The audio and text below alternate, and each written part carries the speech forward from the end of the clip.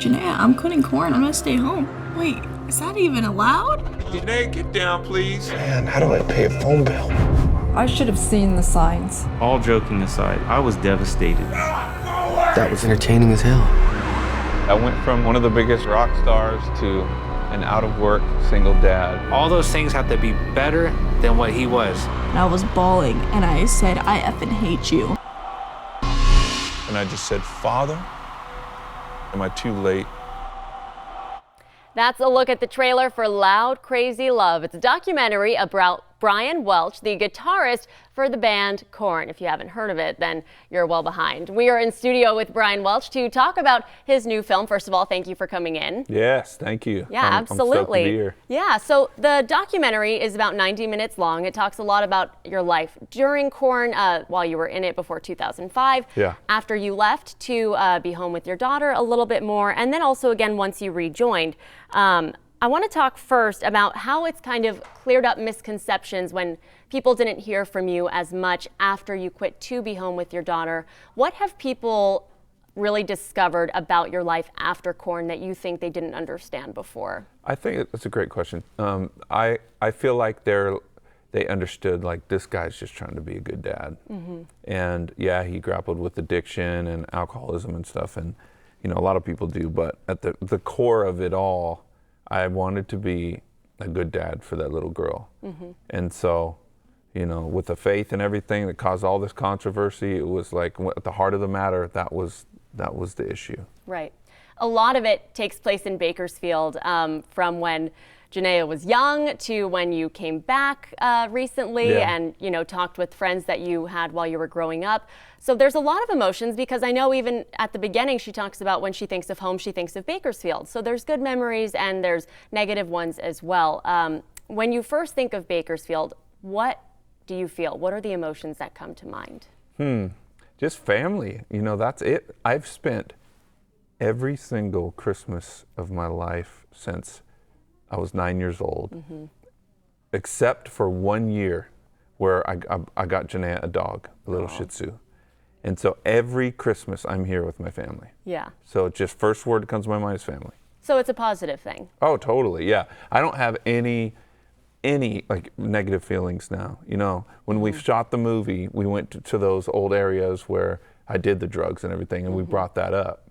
But now it's just like I'm a brand new person. Mm-hmm. I don't have any negative emotions connected to Bakersfield at all. That's good. It talks a lot about people who you grew up with, some of the band members.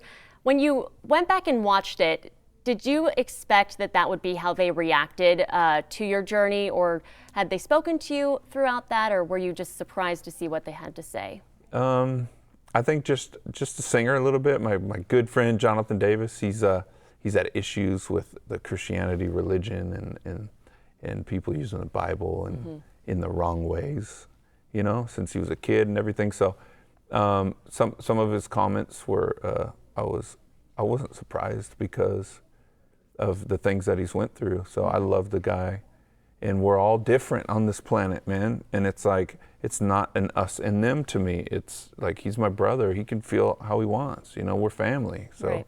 You know. You say in the documentary, when you guys were at your peak, you were ahead of NSYNC, Britney Spears, Backstreet Boys, and you guys were a powerhouse back then. But you say even now you're stronger, you have a deeper connection.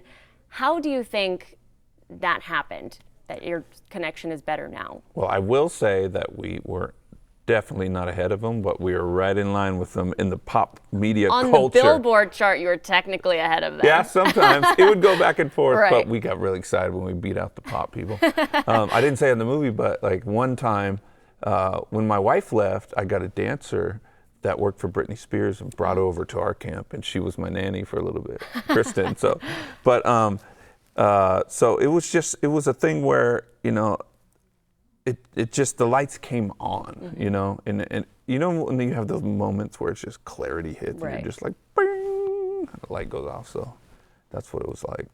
Was there anything else that you wish had been shown in the documentary that got cut out or you didn't mention or anything? Great question again. Oh my gosh, you're killing it. Yes, there is. So Jonathan Davis, our singer, before the band Korn, worked on autopsies. He was a mortician assistant. really? And, yeah. Coolest story for a metal band, right? Right. The singer's like, this guy did this, and now he's in a band. So we had this footage of him, his old place that he used to work in Bakersfield. We got access to it and filmed it. Really? Talked to his dad and him about that part of his life and the PTSD that he had because of it and everything. It didn't make it in the film because the guys loved it. We all love it, but it just it kind of did a rabbit trail in the story, and so we're definitely going to use it for something. We're saving it, but that was something that I was really upset that it got chopped out. Yeah, that's a little known fact. Before you went back to Korn in 2013, I think was the first time you performed with them again. Was it 2013? Or was it? Yeah. Okay. You got your dates right. Yeah, there were people in your life saying that it might not be the best idea to go back. How did you make that final decision where you said, this is what I need to do? A lot of prayer and thinking and advice, but it was the gut feeling mostly. It was like, it's they got their heads on straight. I'm focused, and it's not going to be the old thing. Because first things people think is, oh, great, he's going to go back to that environment. But the environment was totally cleaned up. It's like, I feel like God helped me in my life, and in their way, he helped them. So it's like he prepared them for me to come back and prepared me to come back to them. It was just really, it was weird. It was just divine setup, I believe. Yeah. At the end, you and your daughter, Janaea, have a little bit of a moment. Going back and watching that, what was going through your mind? Was that hard to watch, or what were the emotions that you felt? Yeah. Or well, I don't want to give too much away. I mean, nothing's off limits in this documentary, so. Do you mean the happy ending? Right, yeah. Well, I don't want to say the happy ending because I don't want to give away the documentary. Right. There's a lot of ups and downs throughout the entire thing. It is, but the closing scene, I almost cry every time, or I do cry every time I watch it, because just to see how far she's come. I mean, it is a happy ending. I'll give it away because everybody knows, or my fans know, that my life is really good now. So I just tear up when I see it, And she's just so amazing. I'm so proud of that kid. She's 20, almost 21. How's she doing right now?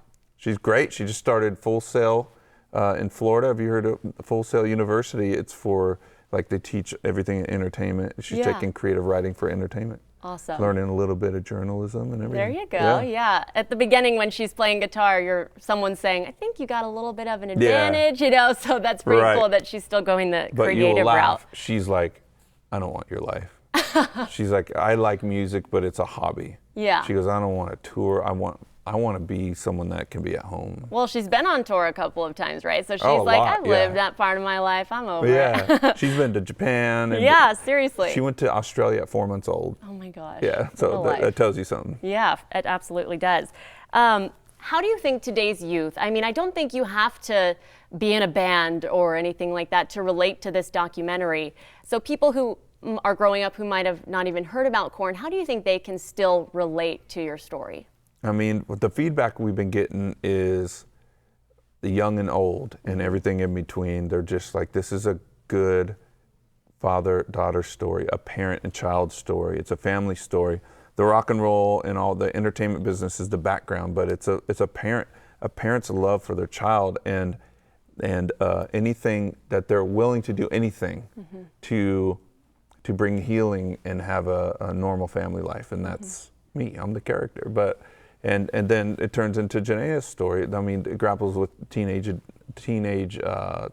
self-harm, suicidal thoughts and everything, and then my addictions and family drama, counseling and family, communication. Yeah. It's everything, mental health, awareness, everything. And so I love the feedback we're getting. And so, it's coming out June 18th on in iTunes, Amazon, and everything, but Reading Cinemas, Valley Plaza on the 10th.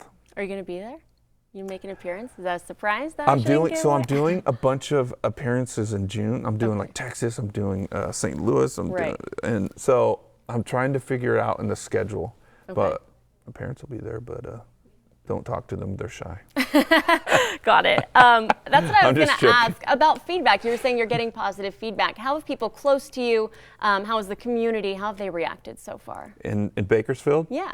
A lot of the reaction has been like, how can we see it? Yeah. Because it appeared on Showtime first. It's Showtime documentary. And Right. so they had the exclusive for a certain amount of time. And so they're like, we don't have Showtime. How can we see it? Right. So now we're telling everybody, Valley Plaza, and June 18th, you can see it. So, but the people who have seen it, they're just like, they love, what people like is the cinematography, the story, how it's unpredictable. It starts almost like it's a rock doc. Then it goes into the behind the scenes of Right. the rock world and what that's like and how it can ruin you, and then the healing. And so it's a lot of unexpected, or people are like saying it was unexpected, the storyline. And so That's exactly the way I would describe it. Really? Because I had seen the trailer, I read the description before I watched it, and at the beginning I thought it was going to be a rock documentary, and then there were just so many twists and turns throughout your life, and you described it and you told it so well that it was really, I think the perfect word to encompass all of it would be unexpected. Right. Yeah. And so you're young, and so were you engaged with it? And I everything? absolutely So- was. Yeah, there were so many parts that even I can relate to, you know what I mean? And Right. so I think it's a great documentary for everyone to watch, even if you didn't grow up, listening to Korn. Yeah, well, I appreciate that. That Yeah, means a lot. Thank absolutely. you. One of my final questions, what is the biggest thing that you want people to take away after they watch this? Oh my gosh, just that they have the will to keep fighting, and look, if your life is going good, there's going to be a day where we all have challenges, and it's a war we live in. There's just good and bad, and so I just want people to have hope and to know, like, if this guy and his young daughter can get through all of that mess, Yeah. then I got to hang on and don't give up, because things will get better. Absolutely.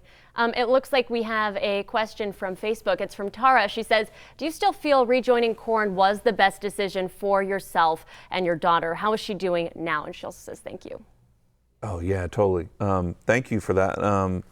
It was the best decision as far as, like, my daughter needed to go away and have like a feminine just support system around her. And so me going out on the road and everything, it's not ideal. Ideal is like the father and mother in the family, and at least like, sharing custody or whatever. But I didn't have, my ex just wasn't in her life, wasn't capable emotionally for it. And so we did the best we could. So she's thriving there. She's been thriving for 5 years. And I joke that she's almost 21 and she is still there, and she didn't want to leave. She won't leave. So that place is so good. And me, and just being able to go and spread my story and help people. So totally, yes. It was the best decision for me. That's awesome. That was a long answer, sorry. No, that's great. Brian, thank you so much for joining us. We don't want to take up more of your time, but we really appreciate you Yes, coming thank in you. back to your hometown. Baco. Yeah, absolutely. So we're going to have details on our website of how you can watch this and when it will be coming out. Thank you again for joining us. Yes, thank you, everybody.